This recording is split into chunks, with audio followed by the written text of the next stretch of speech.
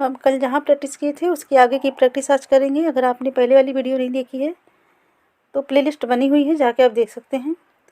तो चलिए आज की वीडियो हम शुरू करते हैं। क्वेश्चन है आपका, निम्नलिखित में से कौन से युग्म सुमेलित हैं? पहला है वर्ष भर लगातार निश्चित दिशा में चलने वाली पवन, स्थानीय पवन कहलाती हैं। दूसरा है विभिन्न ऋतुओं में अपनी दिशा बदलने वाली पवन, मौसमी पवन। तीसरा है किसी छोटे क्षेत्र, वर्ष या दिन के किसी विशेष समय में चलने वाली पवन, स्थायी पवन। तो कूट की सहायता से इसका उत्तर देना है। आपका ए है केवल 1, बी है केवल 2, सी है 1 और 3, डी है 2 और 3। तो सही उत्तर क्या है होगा इसका, बताइए। सही उत्तर इसका होगा बी, केवल 2। आपका जो दूसरा है यही सही है, बाकी जो है गलत सुमेलित हैं। देखिए, विभिन्न ऋतुओं में अपनी दिशा बदलने वाली पवन क्या कहलाती है? मौसमी पवन कहलाती है। और पहला तो गलत है, वर्ष भर लगातार निश्चित दिशा में चलने वाली पवन।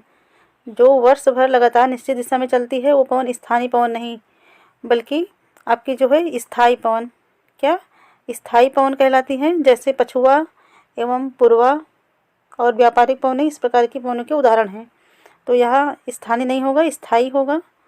और तीसरा जो है किसी छोटे क्षेत्र में वर्ष या दिन के किसी विशेष समय में जो चलने वाली पवन होती है स्थायी पवन, स्थायी पवन नहीं, इसे कहा जाएगा स्थानीय पवन। स्थानीय पवन जैसे कि आपके उत्तर भारत में गर्म एवं शुष्क जो स्थानीय पवन होती है, लू, एक लू चलती है, क्या लू, तो उसे यह उत्तर भारत के क्षेत्र में चलती है, तो यह क्या होगी? स्थानीय पवन होगी। इस प्रकार आपका जो तीसरा और पहला है गलत है और दूसरा सही है। इस प्रकार इसका उत्तर जो है आपका बी होगा। अगला प्रश्न है, क्वेश्चन है निम्नलिखित में से कौन सी प्रक्रिया जल चक्र में सम्मिलित है? पहला है वाष्पीकरण, दूसरा है संघनन, तीसरा है वर्षण। तो कूट की मदद से उत्तर देना है। ए है केवल 1 और 2, बी केवल 2 और 3, सी है केवल 1 और 3 और डी है उपयुक्त सभी। तो बताइए इसका सही उत्तर क्या होगा?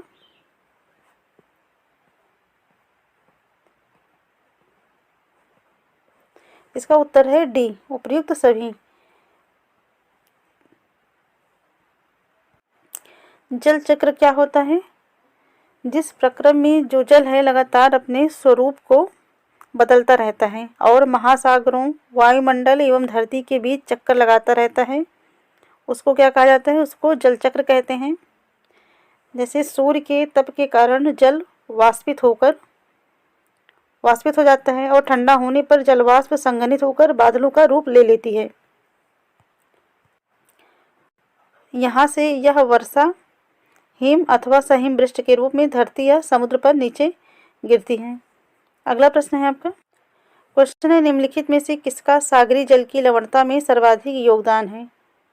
ए है सोडियम क्लोराइड, बी है कैल्शियम क्लोराइड, सी है मैग्नीशियम क्लोराइड, डी है कैल्शियम सल्फेट। उत्तर होगा इसका ए, सोडियम क्लोराइड। अगला क्वेश्चन है महासागर में ज्वार भाटा की उत्पत्ति के प्रमुख कारण हैं।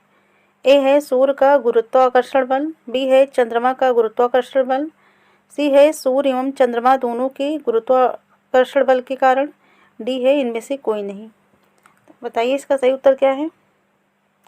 उत्तर होगा इसका सी, सूर्य एवं चंद्रमा दोनों के गुरुत्वाकर्षण बल के कारण। देखिए, सूर्य एवं चंद्रमा के शक्तिशाली गुरुत्वाकर्षण बल के कारण पृथ्वी की सतह पर ज्वार भाटा आते हैं। ज्वार भाटा की उत्पत्ति में पृथ्वी के गुरुत्वाकर्षण बल व अपकेंद्रीय बल का भी प्रभाव होता है। जब महासागर का जल सर्वाधिक ऊंचाई तक उठकर तट के बड़े हिस्से को डुबो देता है, तब उसे ज्वार कहते हैं। ज्वार किसे कहते हैं? जब महासागर का जल सर्वाधिक ऊंचाई तक उठकर तट के बड़े हिस्सों को डुबो देता है तो उसे ज्वार कहते हैं। और जब जल अपने निम्नतम स्तर तक आ जाता है एवं तट से पीछे चला जाता है तो उसे भाटा कहते हैं। एक दिन में सामान्यतः 2 बार नियम से ज्वार एवं भाटा आते हैं। तो अगला प्रश्न है, क्वेश्चन है बृहद ज्वार आने की सही स्थिति क्या है? ए है जब सूर्य, चंद्रमा एवं पृथ्वी तीनों एक सीध में होते हैं, बी है जब सूर्य एवं चंद्रमा पृथ्वी पर समकोण बनाते हैं, सी है जब महासागरीय सतह का तापमान उच्च होता है। और डी है आपका जब बहुत तेज हवाएं चलती हैं। तो उत्तर बताइए इसका क्या होगा। उत्तर है इसका ए, जब सूर्य, चंद्रमा एवं पृथ्वी तीनों एक सीध में होते हैं तो उस समय सबसे ऊंचे ज्वार उठते हैं और इस ज्वार को बृहद ज्वार कहा जाता है। अगला प्रश्न है, क्वेश्चन है बृहद ज्वार किन दिनों में आते हैं। ए है पूर्णिमा, बी है अमावस्या, सी है ए और बी दोनों, डी है इनमें से कोई नहीं। तो इसका उत्तर क्या है। उत्तर होगा इसका ए और बी, सी होगा इसका ए और बी दोनों, पूर्णिमा और अमावस्या दोनों। अगला प्रश्न है, क्वेश्चन है निम्नलिखित कथनों को ध्यानपूर्वक पढ़िए। पहला कथन है जब सूर्य, चंद्रमा व पृथ्वी एक सीध में ना होकर समकोण पर होते हैं तब चंद्रमा व सूर्य का आकर्षण बल एक दूसरे के विपरीत कार्य करता है। ऐसी स्थिति में निम्न ज्वार की उत्पत्ति होती है। इसमें ज्वार की ऊंचाई सामान्य ज्वार से कम होती है। दूसरा है लघु ज्वार की उत्पत्ति कृष्ण पक्ष एवं शुक्ल पक्ष के सप्तमी या अष्टमी को होती है। तो उपयुक्त में से कौन से कथन सत्य हैं। ए केवल एक, बी केवल दो, सी एक और दो दोनों, डी ना तो एक और ना ही दो। बताइए इसका सही कथन क्या है। इसका सही उत्तर होगा सी, एक और दो दोनों। पहला भी सही है और दूसरा भी सही है। जब सूर्य, चंद्रमा व पृथ्वी एक सीध में ना होकर समकोण पर होते हैं तब चंद्रमा व सूर्य का आकर्षण बल एक दूसरे के विपरीत कार्य करता है। ऐसी स्थिति में निम्न ज्वार की उत्पत्ति होती है। इसमें ज्वार की ऊंचाई सामान्य ज्वार से कम होती है। दूसरा है लघु ज्वार की उत्पत्ति कृष्ण पक्ष एवं शुक्ल पक्ष के सप्तमी या अष्टमी को होती है। अगला प्रश्न है, क्वेश्चन है निम्नलिखित में से कौन कौन से लाभ उच्च ज्वार से संबंधित होते हैं। पहला है उच्च ज्वार नौ संचालन में सहायक होता है। दूसरा है उच्च ज्वार मछली पकड़ने में मदद करते हैं क्योंकि उच्च ज्वार के दौरान अधिक संख्या में मछलियां तट के निकट आ जाती हैं। तीसरा है ज्वारी तरंगों द्वारा जल विद्युत उत्पादित की जाती हैं। तो कूट की सहायता से उत्तर देना है। ए है केवल एक और दो, बी है केवल एक और तीन, सी है केवल दो और तीन, डी है उपयुक्त सभी। तो बताइए इसका सही उत्तर क्या होगा। इसका सही उत्तर है डी, उपयुक्त सभी। ये सभी कथन जो हैं सत्य हैं। अगला प्रश्न है, क्वेश्चन है महासागरीय धाराओं के संदर्भ में निम्नलिखित में से कौन सा कथन असत्य है। तो कौन सा कथन असत्य है बताना है। पहला कथन है गर्म महासागरीय धाराएं भूमध्य रेखा के निकट उत्पन्न होती हैं एवं ध्रुवों की ओर प्रवाहित होती हैं। बी है ठंडी धाराएं ध्रुवों या उच्च अक्षांशों से उष्णकटिबंधीय या निम्न अक्षांशों की ओर प्रवाहित होती हैं। सी है लिब्राडोर महासागरीय धाराएं उष्ण जल धाराएं होती हैं। डी है महासागरीय धाराएं आसपास के क्षेत्र के तापमान को भी प्रभावित करती हैं। तो बताइए उत्तर क्या है इसका।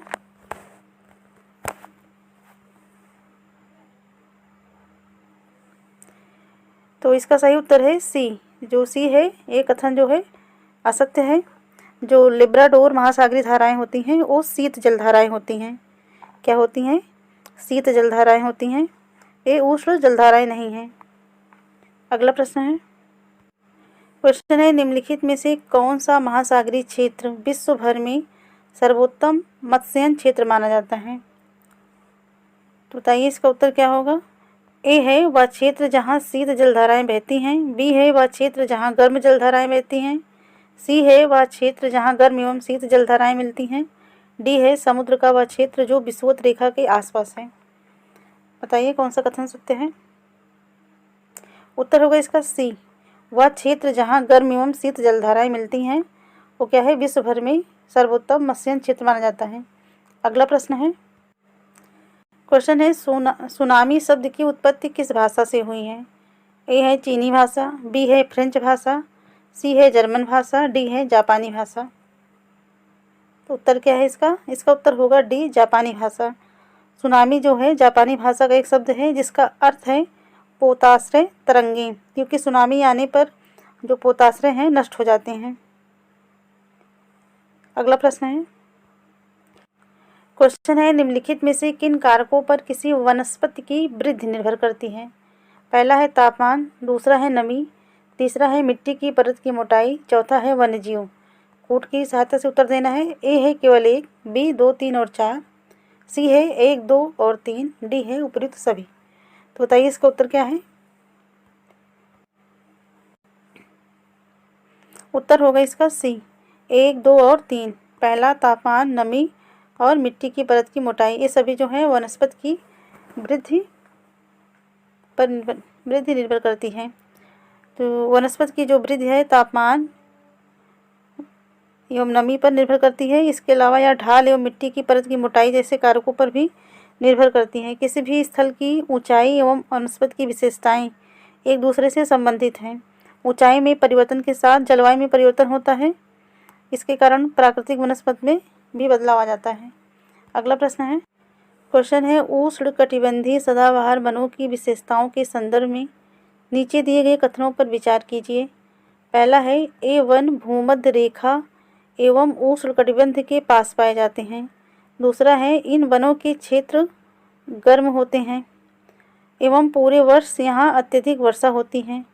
तीसरा है, इन वनों में दिन के समय भी सूर्य का प्रकाश वन के अंदर तक नहीं पहुँच पाता। चौथा है, इन वनों के वृक्ष शुष्क मौसम में अपनी पत्तियां पूरी तरह गिरा देते हैं। उपर्युक्त विशेषताओं में से कौन सी विशेषताएं सही हैं? तो कौन सी विशेषताएं इनमें से सही हैं बताना है। ए है केवल 1 और 2, बी है केवल 3 और 4, सी है केवल 1, 2 और 3, डी है 1, 2, 3 और 4। तो बताइए कौन सा उत्तर होगा इसका? इसका सही उत्तर है सी, 1, 2 और 3। तो 1 और 2, 3 जो हैं ये सत्य हैं, पहला, दूसरा और तीसरा। देखिए किसके बारे में बोला गया है, उष्णकटिबंधीय सदाबहार वन। उष्णकटिबंधीय सदाबहार वन ए वन भूमध्य रेखा एवं उष्णकटिबंध के पास पाए जाते हैं। इन वनों के क्षेत्र गर्म होते हैं एवं पूरे वर्ष यहाँ अत्यधिक वर्षा होती है। इन वनों में दिन के समय भी सूर्य का प्रकाश वन के अंदर तक नहीं पहुँच पाता है। तो चूँकि जो उष्णकटिबंधीय सदाबहार वन क्षेत्रों का मौसम कभी शुष्क नहीं होता, इसलिए यहाँ के पेड़ों की पत्तियाँ पूरी तरह नहीं झड़ती हैं। या दूसरे शब्दों में यह भी कह सकते हैं कि इन वन क्षेत्रों में वृक्षों की बहुत ज़्यादा प्रजातियाँ पाई जाती हैं एवं ये अलग अलग समय में अपनी पत्तियाँ गिराते हैं। इस कारण से वन सदा हरे भरे दिखाई देते हैं। अगला प्रश्न है, और आपका जो विश्व का सबसे बड़ा एनाकोंडा सांप है यह उष्णकटिबंधीय वर्षा वन में ही पाया जाता है। चलिए अगला प्रश्न देखते हैं। देखिए, और आपके जो उष्णकटिबंधीय सदाबहार वन होते हैं, जो ब्राज़ील के उष्णकटिबंधीय सदाबहार वन होते हैं, वे इतने विशाल हैं कि ये पृथ्वी के फेफड़े की तरह प्रतीत होते हैं। आमतौर पर जो उष्णकटिबंधीय सदाबहार वन में रोजवुड, आबनूस, महोगनी जैसे वृक्ष पाए जाते हैं। तो चलिए अगला क्वेश्चन देखते हैं। देखिए क्वेश्चन है, उष्णकटिबंधीय पर्णपाती वन। उधर आपने देखा था क्या थे, उष्णकटिबंधीय कौन से वन थे, उष्णकटिबंधीय सदाबहार वन थे। अब एक क्या है, उष्णकटिबंधीय पर्णपाती वन। तो उष्णकटिबंधीय पर्णपाती वनों के संदर्भ में नीचे दिए गए कथनों में से कौन से कथन सत्य हैं? पहला है, उष्णकटिबंधीय पर्णपाती वन मानसूनी वन होते हैं। दूसरा है, इन वनों के वृक्ष जल संरक्षित करने के लिए शुष्क मौसम में अपनी पत्तियां झाड़ देते हैं। कूट की सहायता से उत्तर बताना है। ए है केवल 1, बी है केवल 2, सी है 1 और 2 दोनों, डी है ना तो 1 और ना ही 2। तो बताइए सही उत्तर क्या है इसका? इसका उत्तर होगा सी, 1 और 2 दोनों सत्य हैं। जो उष्णकटिबंधीय पर्णपाती वन होते हैं मानसूनी वन होते हैं, और दूसरा, इन वनों के वृक्ष जल संरक्षित करने के लिए शुष्क मौसम में अपनी पत्तियां जो हैं गिरा देते हैं। देखिए, उष्णकटिबंधीय पर्णपाती वन मानसूनी वन होते हैं। ये भारत, उत्तरी ऑस्ट्रेलिया एवं मध्य अमेरिका के बड़े हिस्सों में पाए जाते हैं। इन क्षेत्रों में मौसमी परिवर्तन होते रहते हैं और जल संरक्षित करने के लिए जो है क्या करते हैं, शुष्क मौसम में अपनी पत्तियां झाड़ देते हैं। इन वनों में पाए जाने वाले वृक्ष हैं जैसे साल हो गया, आपका सागवान हो गया, नीम और शीशम है। अगला प्रश्न है, क्वेश्चन है, नीचे दिए गए कथनों को ध्यानपूर्वक पढ़िए। पहला है, ए वन मध्य अक्षांश के तटीय प्रदेशों में स्थित हैं। दूसरा है, ए वन सामान्यतः महाद्वीपों के पूर्वी किनारों पर पाए जाते हैं। तीसरा है इन वनों में दृढ़ एवं मुलायम दोनों प्रकार के पेड़ पाए जाते हैं।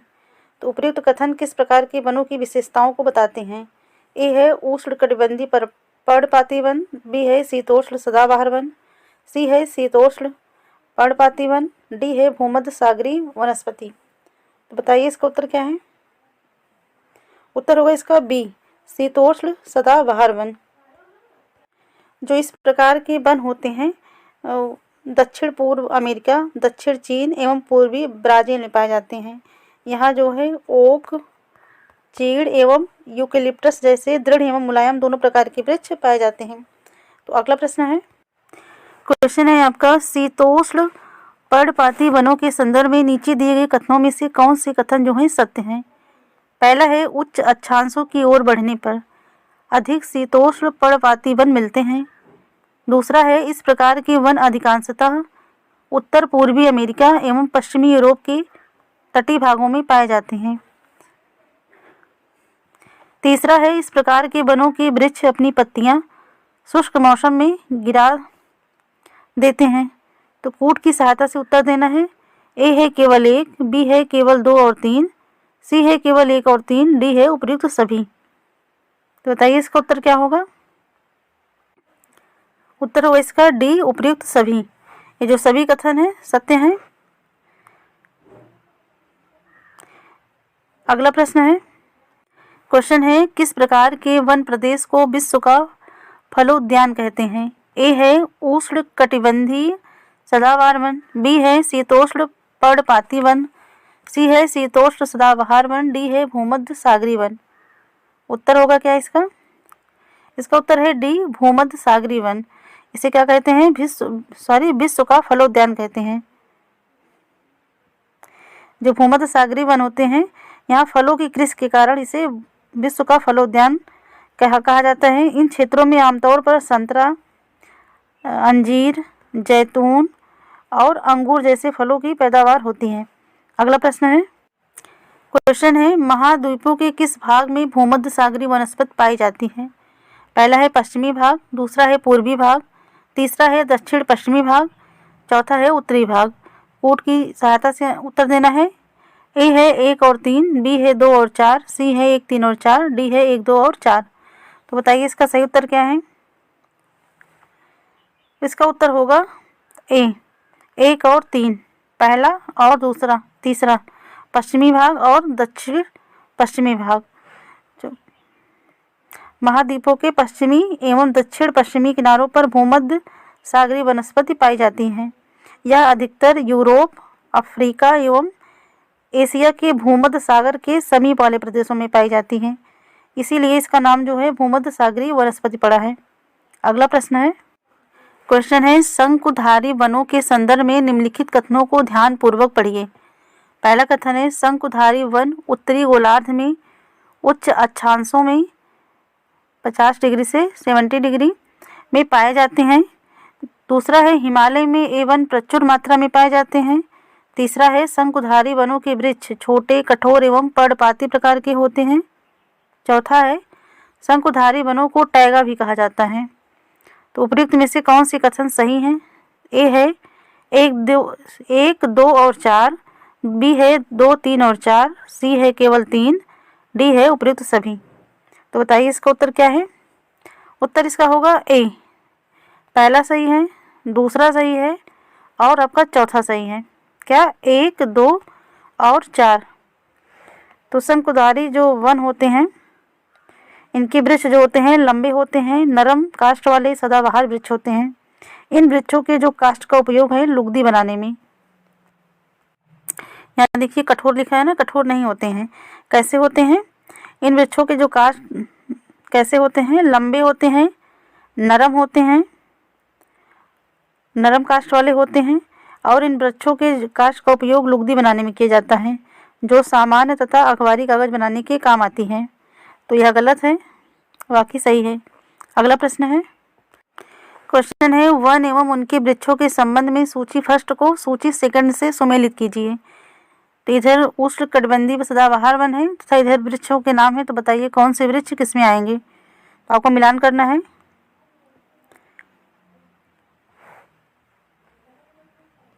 देखिए आपका इधर है चीड़ और देवदार हैं, ये किस में आएंगे? देखिए आपके जो चीड़ देवदार हैं ये आएंगे शंकुधारी वन में। और आपका जो एस है बीच है ये आएंगे शीतोष्ण पर्णपाती वन में।